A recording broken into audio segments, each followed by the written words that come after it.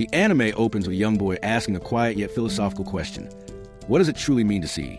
He sits in an extravagant room surrounded by his wealthy family and several servants, making it immediately clear that money is not something this household lacks. The boy's name is Kyunan, and he was born without sight. Having never experienced colors or shapes, he struggles to understand the world around him.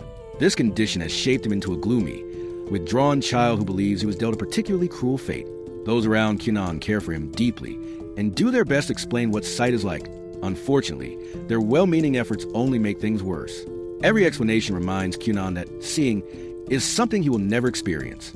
Instead of feeling comforted, he feels excluded, as though everyone else is living in a vibrant painting while he is trapped behind a wall, listening to descriptions of it.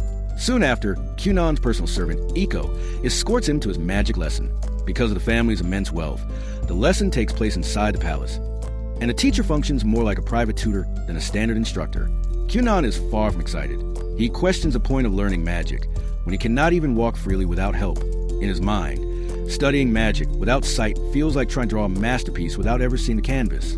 Iko disagrees and reminds him that he was born with a rare water magic crest. Letting such talent go to waste, he argues, would be nothing short of a tragedy. Inside the classroom, Kyunan greets his magic teacher, Jenny. She begins with a basic spell, teaching him how to create a small ball of water, roughly the size of an eyeball. That simple spell becomes a turning point of Kyunan's life. For the first time, a realization strikes him. If magic can create water, then perhaps magic can create eyes that can see. From that moment on, Kyunan takes his training seriously. His personality changes dramatically. Once gloomy and detached, he becomes noticeably more cheerful. Even during breakfast, he begins asking questions about his food, curious about what it looks like. For someone who once ate in complete indifference, this sudden enthusiasm is nothing short of revolutionary. Driven by curiosity, Kyunan visits his history teacher and asks to hear the tale of the holy knight, Hister Huglia. She recounts the legend of a demon lord who once terrorized a nation and the knight who stood against it. Hister emerged victorious but lost an arm and a leg in the process. According to legend, his descendants are occasionally born missing something, an arm, a leg, or even their eyesight. Kyunan is one such descendant, which explains both his blindness and his extraordinary magical potential. Inspired, Kyunan throws himself into training. He quickly discovers that talent alone is not enough. While he can create and divide water spheres, doing so drains him rapidly, leaving him completely exhausted. To improve his stamina, he takes up sword training, reasoning that physical strength will support his magical growth. After finishing sword practice, he immediately moves on to magic lessons, leaving Jenny to wonder whether the boy ever plans on resting. The results are astonishing. Kyunan soon manages to create 7 water spheres at once, shocking Jenny completely. His rate of growth is far beyond normal, and she begins to quietly question whether she is still qualified to teach him. The story then shifts to Princess Marika, Kyunan's fiancée. Her servant informs her that the carriage is ready to depart for her future husband's estate. Marika feels little excitement, fully aware that the engagement is political. She also remembers Kyunan as a gloomy and unpleasant boy. However, when she meets him again, she is caught off guard. Kyunan is cheerful, energetic, and even playful. He shows her a few magic tricks, quickly winning her over. The two spend time laughing and playing together, and when Marika departs, she genuinely hopes to see him again soon. Motivated by this encounter, Kyunan decides to better himself not only as a mage, but also as a future husband. He begins studying proper manners, especially how to behave around women, an endeavor that proves just as challenging as magic training. Meanwhile, Jenny is quietly panicking. Kyunan's progress is so rapid that she realizes she may soon have nothing left to teach him. What was meant to be an easy tutoring job to pay the bills has turned into a professional nightmare. Determined not to fall behind, she spent the entire night preparing a new lesson. The next day, Jenny teaches Kyunan how to alter the properties of his water magic. She demonstrates by creating 1 warm water sphere and 1 cold one, explaining how to control their qualities. To her shock, Kyunan masters the technique on his first attempt, and goes one step further by producing water that tastes like plum. At that point, Jenny begins to suspect she may actually be raising a monster and not the demon lord kind. That night, Kyunan lies awake thinking about colors. Because he cannot see them, they remain an unsolved mystery that deeply troubles him. The following morning, he creates another water sphere at breakfast and tests it against a bowl of apples containing different colors. He suddenly stands up in shock. For the first time in his life, he can distinguish between red and green. He cannot see the colors, but his magic allows him to perceive the difference. Iko reports this breakthrough to Kyunan's father, who is overjoyed.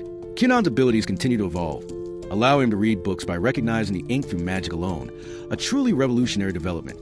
However, The story quickly reminds viewers that magic is not without danger. In one unfortunate accident, Kyunan creates a red-tinted water sphere above his head, which bursts and splashes over both him and Iko. To anyone watching, it looks as though Kyunan has been drenched in blood. The sight is so shocking that his mother immediately faints, proving that while magic can work miracles, it can also cause extremely dramatic misunderstandings. The next episode opened with Kyunan's father making what he considered a crucial decision about his youngest son's future. He summoned his eldest child, Ixio Gurion, and informed him that Kyunan would be enrolling in the noble school. Ixio was understandably startled by the announcement. Kyunan was blind, after all, and this was hardly a small matter. As his father spoke, Ixio's thoughts drifted to a memory from their childhood. He remembered inviting Kyunan to play with him, hoping to cheer up his usually gloomy younger brother. Kyunan had hesitated, pointing out, quite reasonably, that he could not see the ground, the field, or, frankly, anything at all. Ixio had enthusiastically assured him that it would still be fun. Unfortunately, reality had been less kind. Before the playtime had even begun, Kyunan had tripped and fallen, leaving Ixio standing there, feeling like the world's most incompetent older brother. Shaking off the memory, Ixio returned to the present and told his father that if Kyunan chose to attend the noble school, he would have his older brother's full support. Not long afterward, Kyunan himself was summoned to his parents' chambers to discuss the matter. As he made his way there, he wondered what could possibly have prompted his father to call for him, something that almost never happened. Just before entering the room, he ran into Ixio and greeted him with unexpected cheer. Ixio was momentarily stunned by his younger brother's carefree demeanor. For most of Kyunan's childhood, gloom had been his default setting, and enthusiasm had been in short supply. Kyunan soon met with his parents, who explained the situation. They clearly hoped he would attend the noble school, but they emphasized that the final decision would be his alone. Members of noble families were generally expected to attend such schools in order to function properly in society. Kyunan, however, was exempt from this obligation due to his blindness. Even so, his father warned him that those without a noble school education were often looked down upon, and that refusing to attend could cause serious difficulties for him later in life. Although the conversation was plainly about school, Kyunan began to suspect that his father had some hidden agenda. He abruptly concluded that the real issue must be his allowance, convinced that his father believed he spent it irresponsibly. This assumption led to a brief and entirely pointless argument. After that detour, Kyunan finally decided that attending the school might actually be a good idea. His father then explained that the school required students to pass 5 examinations in order to graduate. Each successful exam brought them one step closer to becoming a fully functioning member of society. Because Kyunan was blind, the exams would be scheduled at much shorter intervals, allowing him to graduate more quickly than other students. Kyunan's mother was thrilled by the decision and immediately began planning his new wardrobe. Marika was equally delighted when she heard the news and promised to show Kyunan around the school. Kyunan worried that other boys might resent him for being engaged to someone as beautiful as Marika, but she casually dismissed the concern. The day of departure soon arrived, and Kyunan looked as charming as a boy his age possibly could in his new clothes. Before boarding the carriage to school with Ixio, he wrapped its wheels in water magic, ensuring a smooth ride. Ixio was deeply impressed, and Kyunan could even sense when they were nearing the school, thanks to his growing ability to perceive the presence of people nearby. Upon arriving, the first person Kyunan encountered was his fiancée, Princess Marika. She complimented his bow tie, declaring it fabulous. Kyunan, ever flirt, worried aloud that it might look better than Marika herself, a claim she immediately rejected. He jokingly added that if that were true, he would tear the bow tie apart, since nothing in the world deserved to outshine her. Ixio could only cringe in silence, wondering what exactly had happened to his little brother since learning magic. Kyunan then managed to escalate his antics by asking Marika if she could be a boy for the day. To his surprise, she agreed and took on the role of his guide around campus. During their tour, they eventually met the teacher responsible for overseeing Kyunan's education. She led him to an isolated classroom and explained that he would need to pass 5 exams. While there was normally a long gap between each one, Kyunan's exams would be held much closer together, at his father's request. Despite this explanation, Kyunan appeared completely at ease as the first exam began. He even continued chatting with the teacher during it. To her astonishment, every question he attempted was answered correctly, revealing an intellect far beyond what she had expected from an ordinary student. After a long day, Kyunan reunited with Marika, and the two decided to head to the cafeteria for a meal. On the way, they ran into Lao, Marika's older brother. As a member of the royal family, he intimidated most of the students, and true to form, he attempted to bully Kyunan as well. Ixio stepped forward to intervene, but it quickly became clear that his help was unnecessary. Kyunan calmly uses water magic to soak Lao's pants, making it look as though he had wet himself. The surrounding students quickly drew their own conclusions. Unable to bear the humiliation, Lao withdrew. Kyunan and Marika continued on to enjoy their meal together, while Ixio was left with a single overriding thought. He really hoped he would not get dragged into trouble again.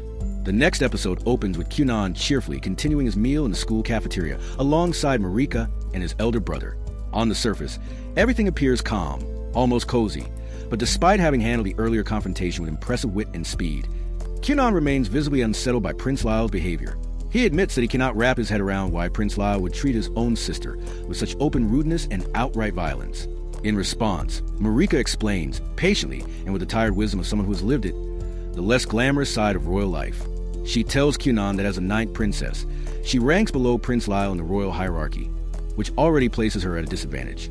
However, matters become even more complicated due to her engagement to Kyunan. Not only is he a sorcerer, but he also bears a hero's scar, an unfortunate combination if one wishes to avoid attention. This engagement, Marika explains, has given her an unintentional and rather dramatic boost in status, despite the fact that she never asked for it. As a result, she has managed to turn her own brother into an enemy, and, judging by how royal politics work, he will likely not be the last. She remarks dryly that life as royalty is far from a fairy tale and is certainly not a bed of roses. More like a rose garden with very sharp thorns and no gloves. Marika then makes it clear that she has no interest in climbing the social ladder or chasing prestige. What truly matters to her is Kyunan himself. She says she genuinely likes the person he has become and cannot imagine being with anyone else. This heartfelt confession leaves Kyunan in a dazed state of happiness, as if reality itself has briefly forgotten to function. Without hesitation, he declares that he feels the same way and has no intention of ever choosing anyone else. Once his emotional equilibrium returns, somewhat, Kyunan announces that he wants to repair the bridge he just burned with Prince Lyle. He explains that he believes they simply started off on the wrong foot, and that making enemies on campus, especially royal ones, sounds like a terrible long-term strategy. He proposes apologizing to the prince and clearing the misunderstanding. This idea, however, is met with an immediate and unmistakable chill.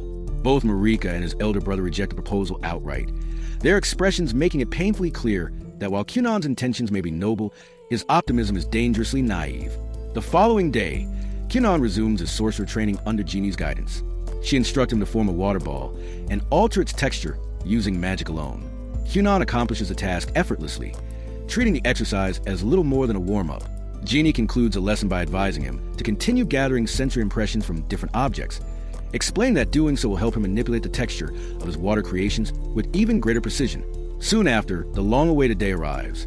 Kyunan heads to school for the final time, as this marks his graduation exam. At the front gate, he meets Ixio and Marika.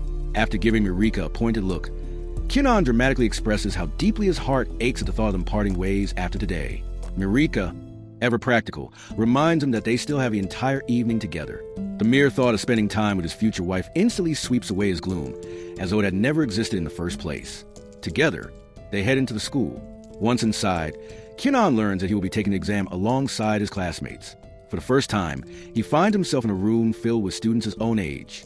Curiosity spreads quickly, and several classmates approach Marika, asking her to introduce them to her fiancé. Kyunan takes the initiative and introduces himself with such refined eloquence that the class briefly wonders whether another royal has secretly enrolled. He remarks that he is relieved to see Marika as friends, admitting he had worried she might be the quiet, lonely type. He also admits, internally, that he had avoided bringing this up before out of fear of sounding rude. Marika takes mild offense and promptly clarifies that she is, in fact, quite popular. She adds that she deliberately kept her friends from approaching Kyunan earlier because she wanted their time together to remain private. Kyunan gratefully agrees, noting that he enjoyed her company more than anything else. Not long after, the exam is about to begin, until Prince Lyle makes his entrance. He will also be taking the final exam, much to everyone's dismay. In a mood as foul as ever, the prince asserts his presence with practiced arrogance, fully aware that no one would dare challenge him. He stirs trouble for no clear reason, emboldened by the silence of those around him. Although Prince Lyle knows exactly what people think of him behind his back, no one ever has the courage to face him directly. That changes abruptly when Kyunan, without warning, grabs Prince Lyle's hand. Before the prince can react, Kyunan begins showering him with unexpected compliments, remarking that from the feel of his hand alone, he can tell he is incredibly strong, and adding, quite sincerely, that if he had eyes, he would surely see straight through Prince Lyle's beautiful face. The sudden flood of praise leaves the prince completely unprepared. His anger evaporates, replaced by visible embarrassment to the astonishment of the entire class. In mere seconds, Kyunan transforms what could have been a disastrous confrontation into something resembling a comedic anime skit. For perhaps the first time, Prince Lyle feels as though someone has truly stood up to him. The exam proceeds, and once it ends, the results are announced immediately. The teacher solemnly states that she will write the names of the students who passed on the board. A heavy silence fills the room. To everyone's shock, she writes no names at all, only a massive flower. After a dramatic pause, she cheerfully announces that everyone has passed. Relief and celebration erupt across the classroom. As evening falls, Kyunan prepares to return to his palace. He bids a bittersweet farewell to his new friends and most painfully to Marika. With hope for the future in his heart, he boards his carriage and leaves the school behind for good. Not long after, Kyunan attends his sorcerer examination under Jeannie's supervision. She challenges him relentlessly, throwing every test she can think of at him, but none are enough to push him to his limits. Kyunan goes even further, transforming one of his water balls into a bird and granting the power of flight. Jeannie watches in disbelief as the water creature flutters through the air. At that moment, she fully realizes that Kyunan has surpassed her ability as a teacher. Later, while sharing snacks, Jeannie finally confesses her thoughts. She admits that she is no longer fit to teach someone as extraordinarily gifted as Kyunan. The revelation hits him hard. He cannot imagine learning magic from anyone else. In a rare burst of emotion, Kyunan insists that she must find a way to continue as his teacher, even offering her more money if motivation is the issue.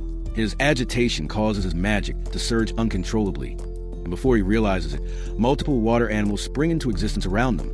Although Jeannie sympathizes with Kyunan's feelings, witnessing such a display only strengthens her resolve. She calmly explains that the gap between their abilities is simply too great for her to be of any use to him.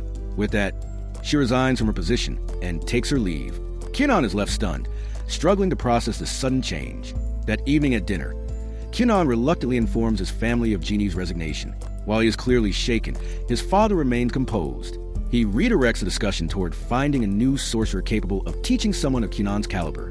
The challenge, however, lies in the fact that sorcerers of such skill typically serve royalty directly and rarely leave the palace, as they are considered invaluable assets.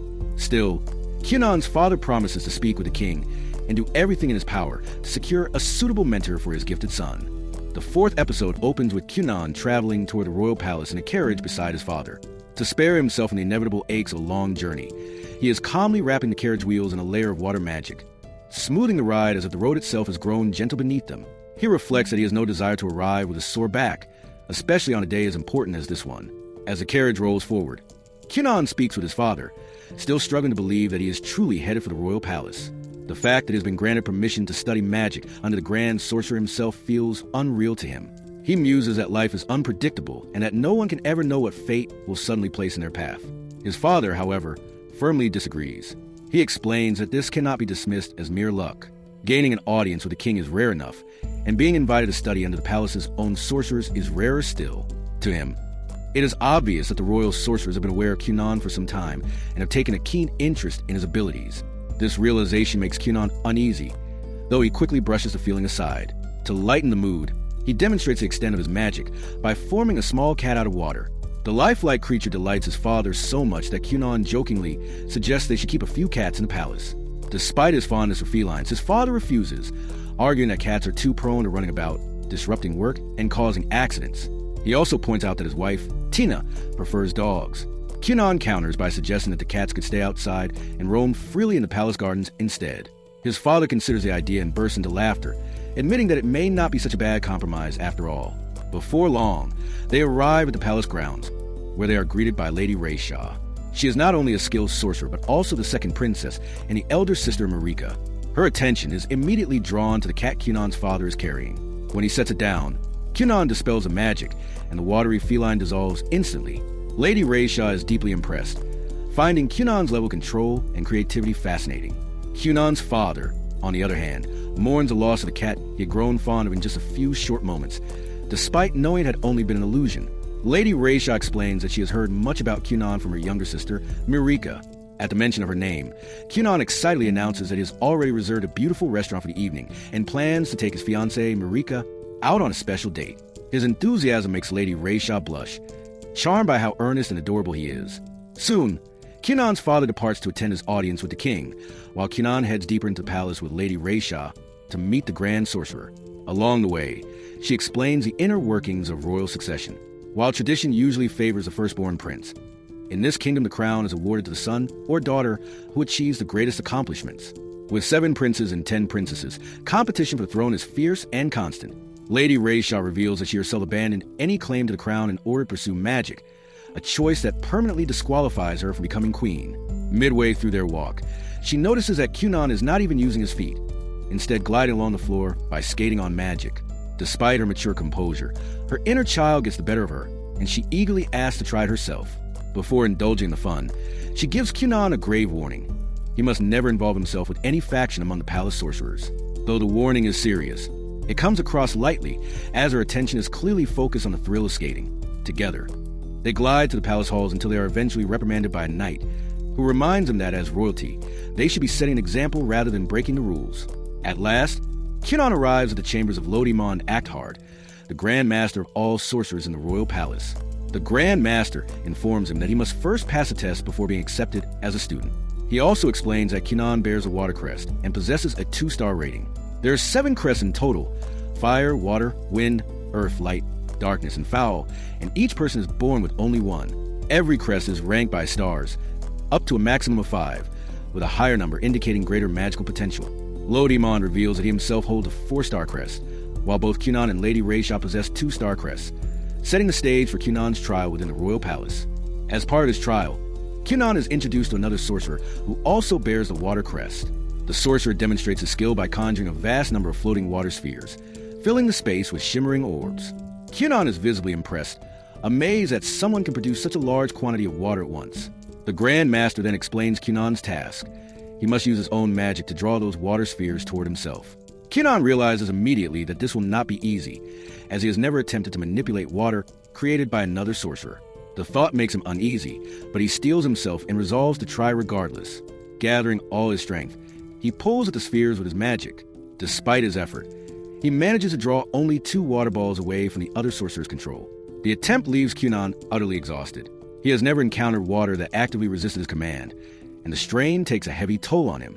To his surprise, however, the Grand Master is thoroughly pleased. Far from disappointed, he declares Kyunan's performance more than satisfactory and awards him a passing score, much to Kyunan's astonishment. The Grand Master then asks Kyunan to demonstrate what else he can do with his magic. In response, Kyunan forms a massive mattress out of water. To everyone's surprise, the Grand Master immediately begins jumping on it with the enthusiasm of a child. Kyunan is taken aback, never having expected to see such a carefree side from someone of such high rank within the royal palace. Encouraged, Kyunan goes on to demonstrate his ability to shape water into a human figure and make it float. Unfortunately, the illusion drifts to the palace halls, frightening several people in the process. The incident forces both Kyunan and the Grand Master to issue apologies for the unintended chaos. As the sun begins to set, Kyunan finally reunites with his father, who is preparing to leave the palace after his audience with the king. His father informs him that he has already heard about Kyunan's mischievous use of magic and makes it clear that he is not pleased. He sternly reminds Kyunan that a sorcerer must always be mindful of when and where magic is used, as there is no way to predict who might be harmed or how such powers could be misused. With those words, he departs for home, with the day drawing to a close. Kyunan remembers his dinner date with Marika. Lady Rayshaw suggests that they use magic to fly to the restaurant. Kyunan hesitates and explains that he cannot do so, as he promised Marika that the first time he ever flew using magic would be with her. After some gentle persuasion from Lady Rayshaw, he reluctantly agrees. Together, they combine their magic to lift themselves into the sky, Lady Rayshaw using wind magic and Kyunan shaping water to support their flight. Meanwhile, elsewhere in the palace, Princess Marika prepares for the evening. Dressed in a blue gown, she quietly wonders if she will look good enough for Kyunan, her anticipation growing as the night approaches. The 5th episode opens with Marika waiting impatiently for Kyunan to arrive and take her out on their date. Her anxiety is obvious as she paces restlessly around her room, unable to stay still for even a moment. One of her maids attempts to calm her, remarking that it is only a date, but Marika pays no attention. Her thoughts are consumed by worry, whether she looks presentable enough, whether everything will go smoothly, and she continues pacing without pause. Watching her, the maid reflects that Marika's behavior is understandable. After all, this is her first time leaving the palace to go on a date, and such nervousness is only natural. Before long, the sound of a bell echoes to the halls, followed by a servant announcement that Kyunan has arrived. The moment she hears his name, Marika loses what little composure she has left and rushes out of her room toward the front gate. There, Kyunan is waiting, standing with quiet elegance. He greets her warmly and remarks that the moon looks especially beautiful that night, a fitting sight for such an occasion. Though he cannot see it himself, He expresses hope that the moon's beauty is as people describe, believing that it would make the evening even more special for Marika, who can behold it with her own eyes. With practiced grace, Kyunan takes her hand and tells her that he will escort her throughout the night. His words and demeanor cause Marika's cheeks to flush, her shyness surfacing as the anticipation of the date finally turns into reality. It does not take long for them to arrive at the restaurant, where they will be dining that evening. They are led into a completely private room, reserved solely for Kyunan and Marika, while their escorts remain nearby, ready to respond should either their masters require anything, as this is their first date. Kyunan is uncertain about what he should say. Nevertheless, he makes a clear effort to be romantic. In doing so, he delivers several metaphors that sound more awkward than poetic, so convoluted that they will require extraordinary effort to decipher. Despite this, he continues earnestly, eventually shifting the conversation to recount parts of his day. Kyunan explains that the sorcerers at the palace are exceptionally kind and deeply passionate about magic. He mentions that they tested his abilities, a trial he managed to pass without difficulty. Marika listens with genuine interest, clearly enjoying his company. She even finds his clumsy attempts at romance endearing rather than off-putting. From a distance, Marika's maid overhears the exchange and privately concludes that Kyunan may be somewhat foolish, but at the very least, he is sincerely trying to make Marika happy. As the evening draws on, Kyunan reveals what becomes the highlight of the date, taking Marika's hands. He confesses that although they cannot meet frequently at present, there will come a day when they are married and able to spend every night together. He admits that he longs for that future more than anything else. His words strike Marika deeply, touching her at her core, and even her maid is impressed by the sincerity behind them. After the date ends, Marika is expected to retire early, yet sleep eludes her. Her mind repeatedly replays Kyunan's words, causing her to blush uncontrollably each time she recalls them. Sometime later, on an ordinary day, Iko asks Kyunan for help with the laundry. Kyunan comes down from his room and assists her, using his magic to make the task easier. He explains that he is in the middle of writing a report and does not have much free time. Iko points out that ever since returning from the castle where he met the sorcerers, he has done little besides shut himself away in his room. She warns that such behavior is unhealthy for a young boy and could hinder his growth. During their conversation, Kyunan reflects aloud that women seem to prefer tall men, a notion Iko readily confirms. However, she adds that she likes Kyunan regardless of his height, insisting that whether he is tall or short makes no difference to her. Kyunan nearly lets slip that he feels the same way about her, but he stops himself, reasoning that such a confession would be unfair to Marika. Hearing this, Iko remarks with a teasing tone that Kyunan truly is a ladies' man. Meanwhile, back at the palace, one of the sorcerers, Victo, goes in search of his colleague Xianli. When he enters Xianli's chamber, he finds him completely buried beneath a pile of books, fast asleep. Upon being disturbed, Xianli groggily snaps at Victo, warning him never to wake him during his designated sleeping hours. However, Victo explains that he is delivering a message from the Grandmaster. Hearing this, Xianli's irritation fades, replaced by clear surprise at the contents of the message. At the same time, Kyunan receives word from the palace informing him that his master has been chosen and that a meeting will be arranged soon. Using his fingers and a small amount of magic, he carefully reads the name spelled out in the message, Xianli. The moment the name is spoken aloud, Iko begins to blush. She knows Xianli by reputation and is well aware of his striking appearance. Flustered, she starts fretting about her makeup and outfit, convinced that she might have a chance to catch his attention. Declaring that she must prepare herself, she quickly leaves the room. Not long afterward, Xianli arrives at Kyunan's home, accompanied by Marika. The instant Kyunan senses Xianli's presence, he realizes just how powerful the sorcerer is. The density of his magic is unlike anything Kyunan has encountered before. In his mind, Kyunan compares Xianli's magical aura to honey, exceptionally dense yet pure and smooth. Without hesitation, Kyunan asks whether he may address him as Master Honey, a suggestion Xianli promptly rejects. He instructs Kyunan to call him Master Xianli, emphasizing that the title Master is not optional. Even so, Xianli makes it clear that he has not yet decided whether Kyunan is worthy of becoming his student. Over tea, Xianli begins to speak with Kyunan to assess him further. True to his nature, Kyunan gradually stops focusing on Xianli and instead spends far more time flirting with his fiancée. Xianli cuts him off sharply, reminding them that he is still seated directly in front of them. He then steers the discussion toward magic, questioning Kyunan about magic circles and compound spells. Kyunan answers confidently and accurately, steadily building Xianli's trust. When asked how many compound circles he can form, Kyunan replies that he can create 31. Xianli finds this difficult to believe, having never expected someone so early in their magical studies to achieve such a number. Deciding on a final test, Xianli conjures an enormous wall and orders Kyunan to destroy it. He declares that failure will mean Kyunan cannot become his student. As Kyunan examines the wall and becomes confident that he can break it with ease, Zeonli unexpectedly falls asleep on one of Kyunan's waterbeds, finding it incredibly soft, warm, and pleasantly scented. Rather than acting while Zeonli sleeps, Kyunan chooses to sit down and enjoy tea with Marika instead. When Zeonli finally wakes, Kyunan proceeds with the test. Instead of attacking the wall with brute force, he soaks it in bubble-infused water, treating it as if it were ordinary dirt. Applying basic scientific principles and clever reasoning rather than raw power, Kyunan dismantles the obstacle with ease. This unconventional approach deeply impresses Zeonli, who ultimately accepts Kyunan as a student. However, Zeonli then makes an insensitive remark toward Marika, stating that Kyunan's status will rise dramatically now that he is under his tutelage. He adds that unless Marika finds a way to elevate her own standing, their engagement will eventually fail, as she is merely a low-ranking princess.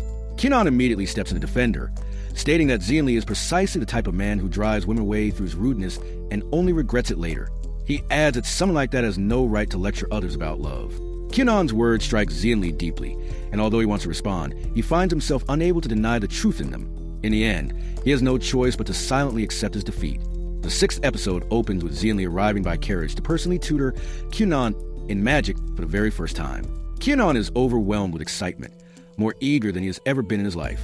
Upon meeting him, Zeonli immediately praises himself and reminds Kyunan of how fortunate he is to be granted the honor of becoming his student. Kyunan, however, is far too thrilled to care about such remarks. He simply expresses his gratitude and eagerly asks what they will be learning that day, enthusiastically proposing several advanced and complex magical topics to begin with. Much to Kyunan's disappointment, Zeonli has far more mundane plans for their first lesson. He reveals that he has amassed an enormous collection of handwritten memos containing everything he knows about magic, and that he needs someone to make clean copies of them.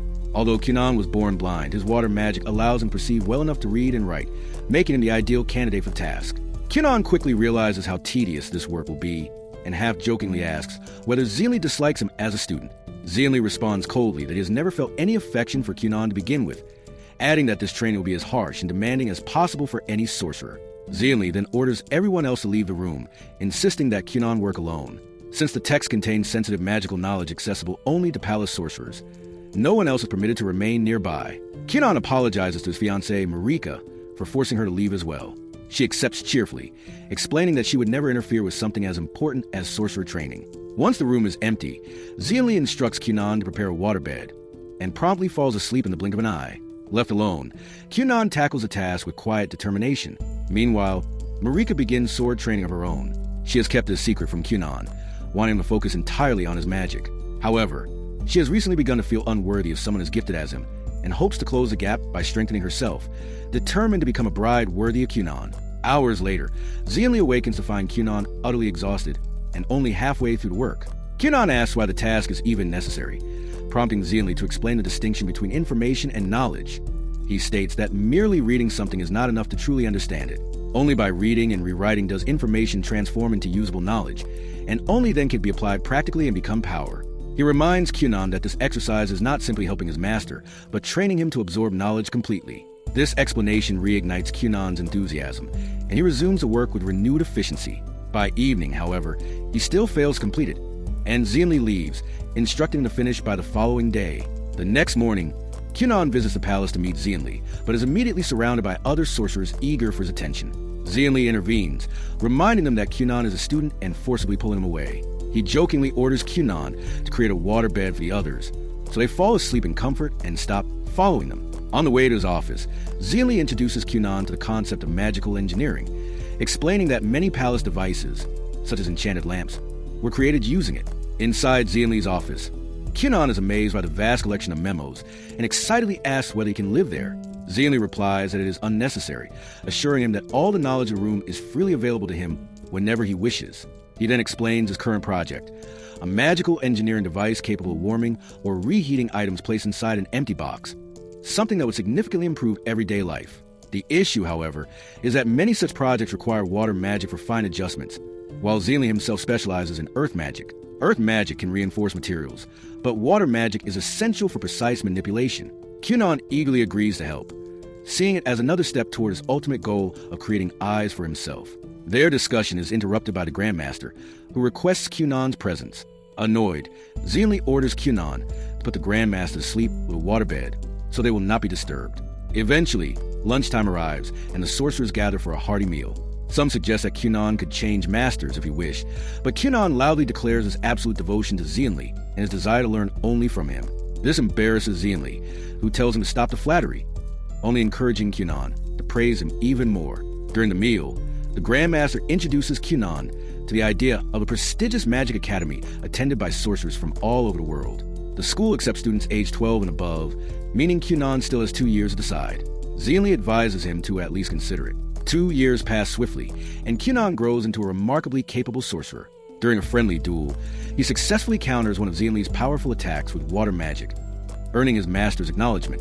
Later, Kyunan discusses his ongoing projects and theoretical research with Marika, unaware that Zeonli is listening.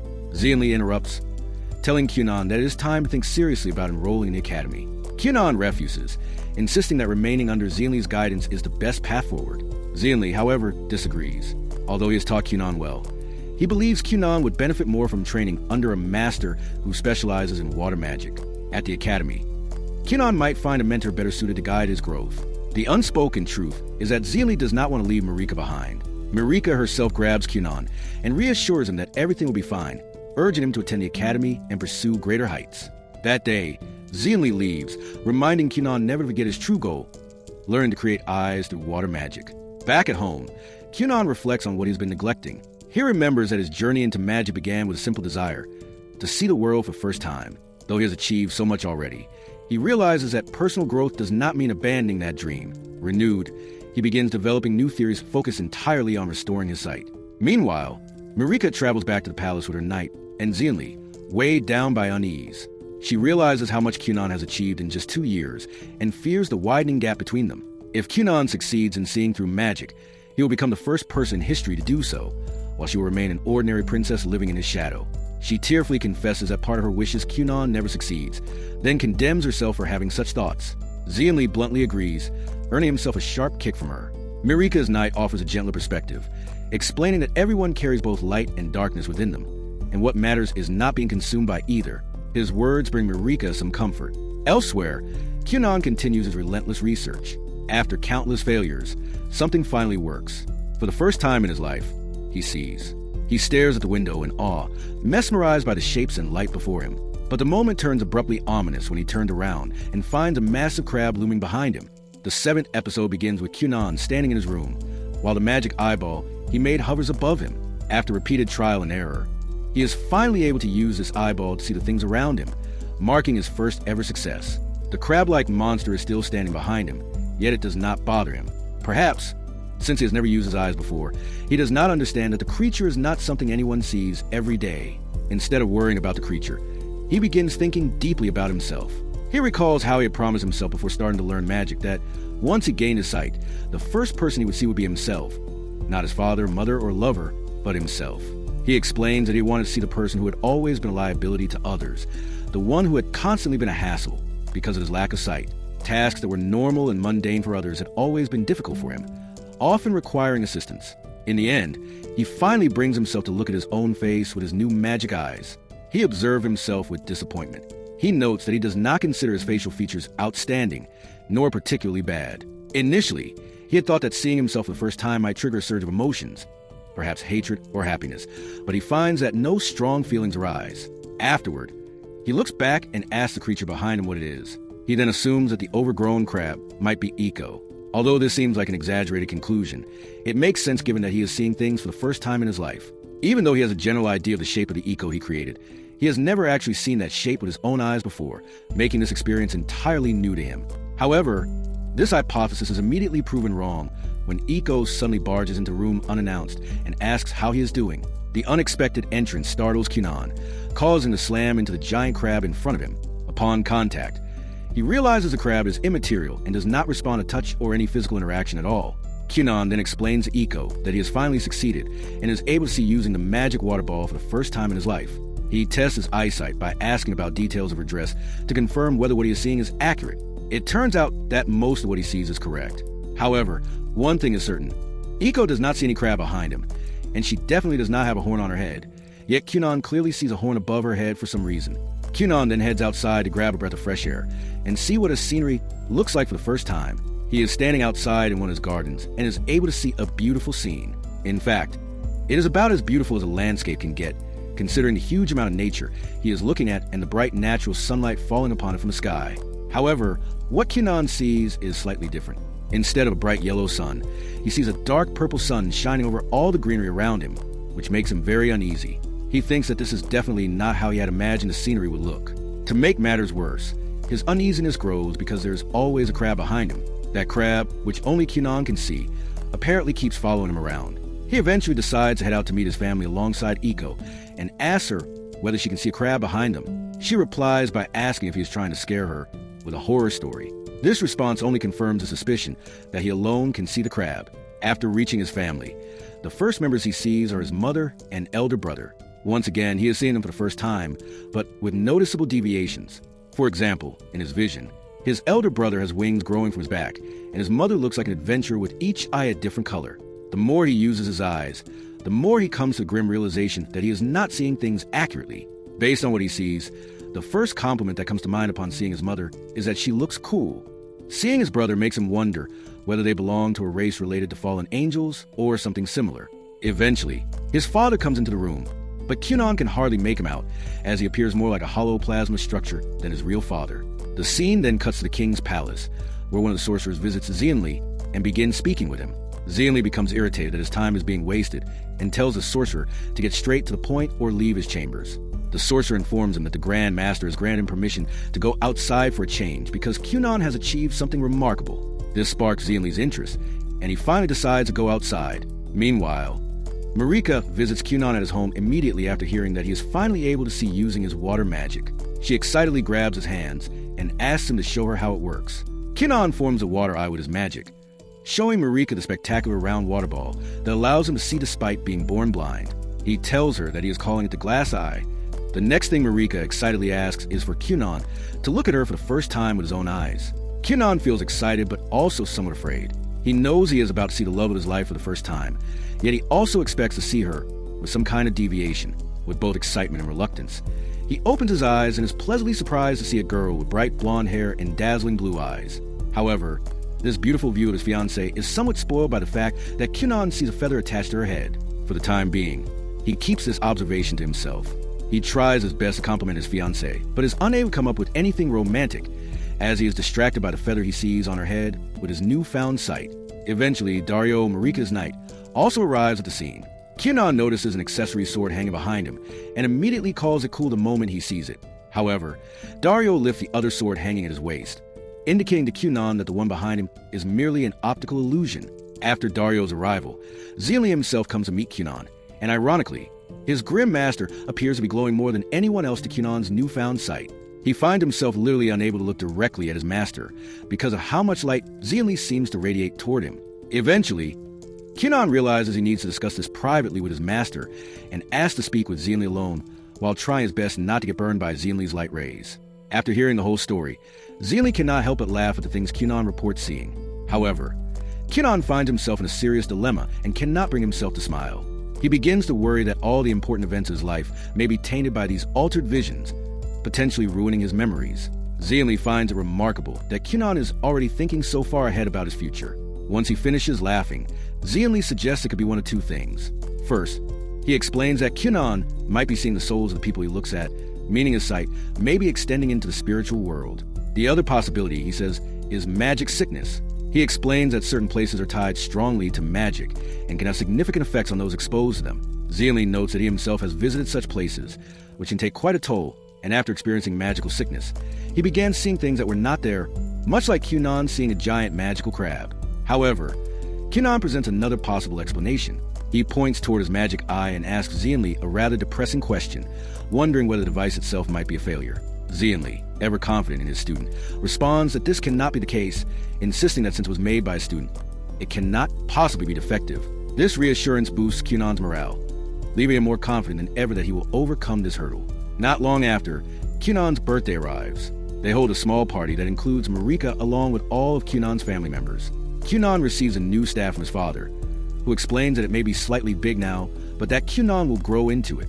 From his mother, Kyunan receives a new expensive pen, which he deeply cherishes.